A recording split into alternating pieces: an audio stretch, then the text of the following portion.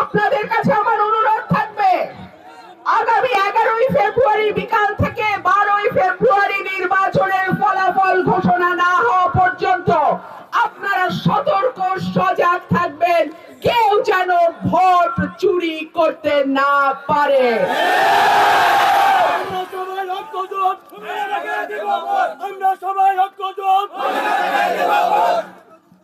আমাদের প্রত্যেকের যার যার কেন্দ্রের পাহারায় থাকবেন।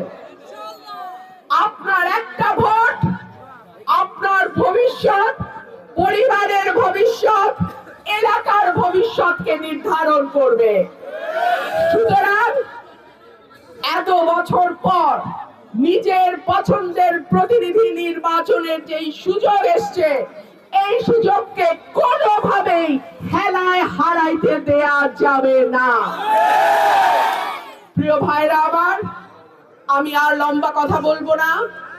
আমি নির্বাচিত যদি হই, 5টা বছর আপনারা আমাকে সময় দেন। আমি যদি দৃশ্যমান পরিবর্তন করতে পারি, তারপরেই আমি আসবো আপনাদের কাছে আরেকবার। যদি তা না পারি, আমি আর কোনোদিনও আপনাদের দরজায় ভোটের আবদার নিয়ে আসবো না। আপনারা সবাই ভালো থাকবেন।